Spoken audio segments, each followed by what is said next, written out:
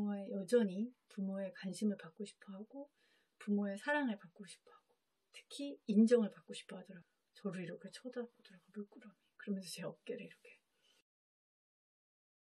이미 사춘기를 지난 첫째, 그리고 사춘기가 시작된 둘째, 그리고 아직 사춘기가 오지 않았지만 이제 올 것 같은 막내를 기르면서 새로운 국면을 맞이하는 것 같아요.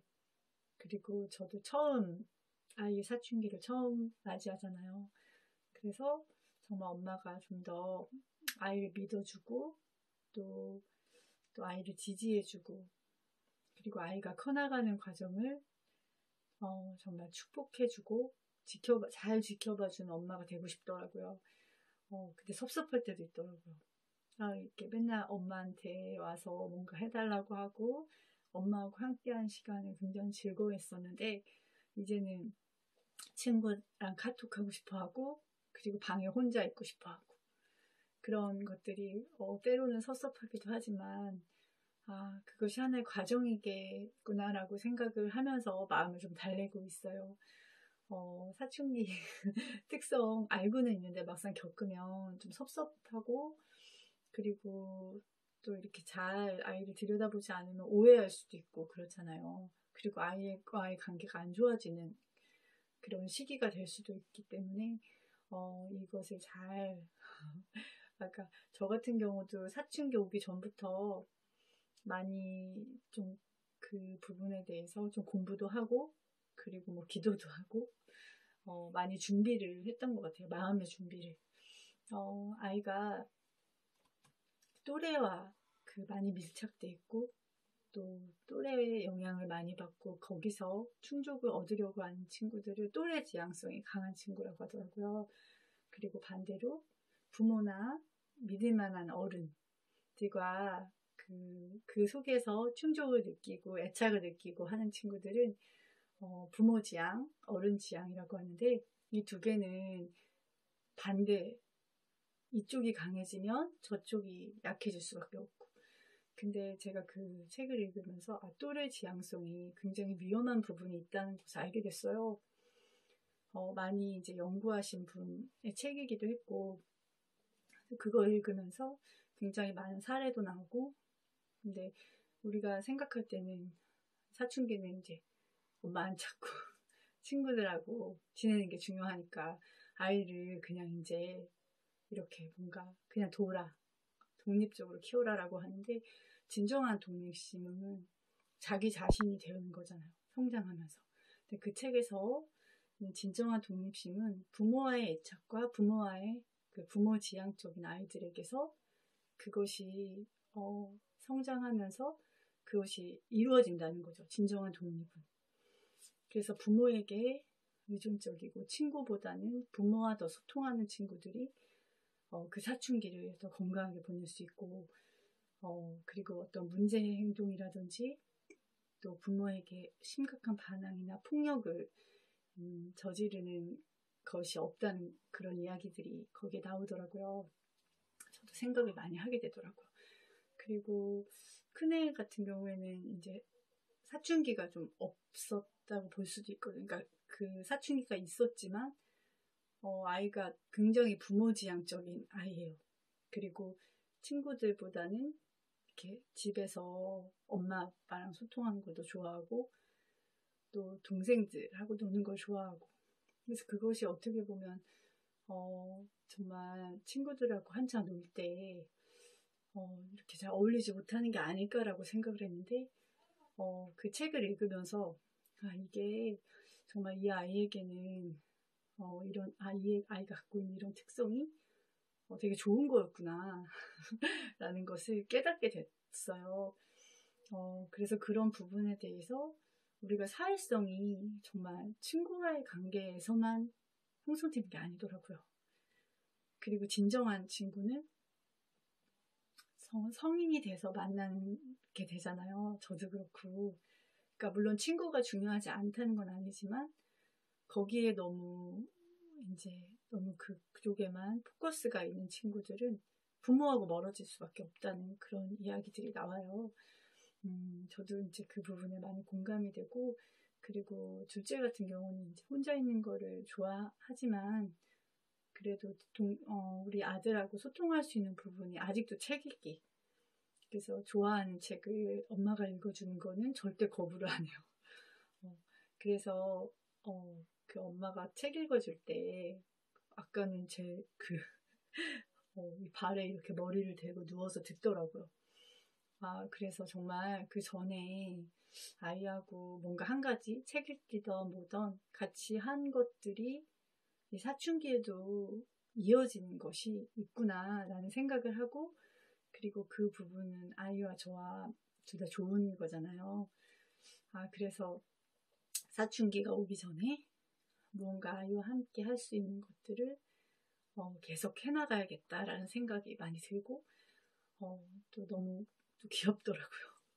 그러니까 여러 가지 모습이 있어요. 혼자 막 어른인 것처럼 그런 모습도 있고, 또 한없이 아직도 엄마가 많이 필요하고, 그런데 엄마가 필요하지 않은 시기는 사실 없는 것 같아요. 그러니까 성인이 됐을 때야 당연히. 그렇지만 그때도 사실 부모의 존재가 굉장히 중요하잖아요. 그런데 정말 사춘기 때는 어떻게 보면 그 어린아이들이 기어다니고 탐색할 때 엄마가 방해하지 말라고 하잖아요. 그런데 아이 가까이 있어주라는 이야기가 나오는데, 사춘기도 진짜 이렇게 방 안에 같이 붙어 있으라는 것이 아니라 아이를 멀리서 지켜보는 것 같아요. 그렇지만 아이와의 끈은 잡고 있은 채, 그리고 아이를 감시하는 것이 아니라 그냥 근처에 있는 거예요. 그리고 아이가 필요로 할 때 가는 거죠. 언제든. 그렇게 할 수 있는 관계가 정말 좋구나라는 생각이 들고, 부모의 존재가 정말 중요하다. 특히 사춘기 때. 그리고 아이가 여전히 부모의 관심을 받고 싶어 하고, 부모의 사랑을 받고 싶어 하고, 특히 인정을 받고 싶어 하더라고요. 엄마 아빠가 자기를 믿어주기를 바라는 그 마음은, 근데 그것이 이제 어렸을 때처럼 이렇게 보인다기보다는 좀 이렇게 다른 모습으로, 때로는 이렇게 툭툭 말을 한다거나. 그리고 최근에 제가 아이를 데리러 갔을 때 아이가 친구들이 많이 있다 보니까 순간 당황을 했어요. 그리고 얼굴이 되게 당황한 얼굴이 있더라고요. 그 동생까지 데려가니까 얼마나 민망하고 그랬겠어요. 그리고 그 이후에 한번 또 만날 수밖에 없는 상황이 있었는데, 아이가 친구들 시선을 굉장히, 그러니까 그때 친한 친구들하고 있었던 건 아니지만 교복을 입은 여자애들이나 이렇게 지나갈 때 엄마가 자기한테 말을 막 큰 소리를 거는 게 싫잖아요, 당연히. 그리고 그때 자기중심성, 그러니까 모든 친구들이 나를 바라보고 있다라고 생각을 할 수도 있고, 좀 창피하기도 하고, 여러 가지 튀는 행동을 안 하고 싶고, 충분히 이해가 되는데, 아이가 이렇게 걷다가, 제가 이렇게 뭔가 친하죠 하니까 이렇게 쓱 건너가더라고, 건너편으로. 저는 좀 웃겼어요. 그 아이가 불과 2달 전만 해도 그러지 않았거든요. 근데 갑자기 이런 모습이 보이고, 그리고 아이가 좀 마음이 이해가 되더라고요. 그리고 엄마를 부끄러워한다거나 창피한다기보다는 자기가 아직도 엄마 품에 있는 아이처럼 보이고 싶지 않은 거죠. 그리고 좀 친구들 시선이 좀 이렇게 느껴지고, 근데 친구들은 별로 신경을 안 썼거든요, 사실. 근데 본인은 이제 그렇게 느끼는 거죠. 그리고 나중에 제가 그 얘기를 물었어요. 지하철 타고 가면서, 아들아, 너는 만약에 너 친한 친구가 있는데, 한 친구는 엄마가 이제 왔을 때, 엄마 오셨어요? 이러면서 엄마랑 다정하게 막 이야기하면서 즐겁게 가고, 엄마를 존중하고, 그런 친구가 있고, 한 친구는 친한 친구인데, 엄마가 왔는데 되게 시무룩해 하고, 엄마한테 막 조용히 하라고 하고, 또 엄마가 말하려고 하는데 막 어깨 이렇게 두드리고 치고, 그러면서 엄마를 무시하거나 모른 척하거나 그런 친구가 있다. 둘 다 친구인데, 너는 어떤 친구가 더 멋지니? 라고 물어봤더니 아이가 갑자기 뭔가 약간 깨달았던 것 같아요. 그리고 자기가 엄마한테 별로 안 반가워하고, 그리고 건너서 걷고, 그런 것들이 굉장히 좀 그랬었나 봐요. 그러면서 나는 엄마 아까 말한 그 두 친구 중에서 첫 번째 친구가 더 멋진 것 같아 라고 하더니 저를 이렇게 쳐다보더라고, 물끄러미. 그러면서 제 어깨를 이렇게 해주면서 눈시울이 약간 붉어지더라고요. 그러면서 미안해 이렇게 얘기를 하는 거예요. 그래서 저도 너무 좀 고맙고, 또 아이가 또 그런 걸 느끼는 거. 그러니까 아이가 그렇게 하더라도 정말 계속 그렇게 한 게 아니라 순간적으로 그렇게 한 거잖아요. 그리고 내 마음은 사실 그렇지가 않거든요. 순간 친구들도 있고 그러다 보니까, 그래서 그런 것들을 생각하게 돼요. 그리고 좀 더 때로는 그런 것도 필요한 것 같아요.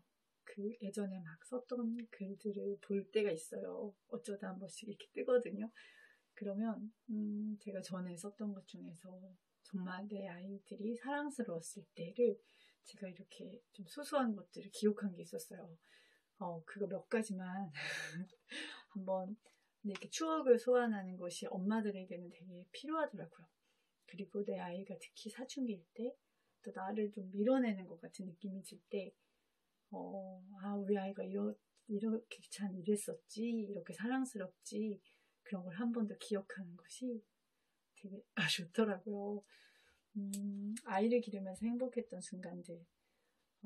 첫 걸음마를 할 때 귀엽고 쓰러지고 불안불안 넘어질 듯 하면서 엄마를 향해서 와락 안기는 그 순간이 너무 기뻤고, 그리고 간질간질, 이제 말 처음 배워서 엄마한테 귓속말로 간질간질한데 거기다가 사랑해 라고 고백할 때 그때 행복감 너무 컸고, 그리고 처음에 이제 글씨 배울 때 대문짝만 하잖아요. 그리고 다 틀리고.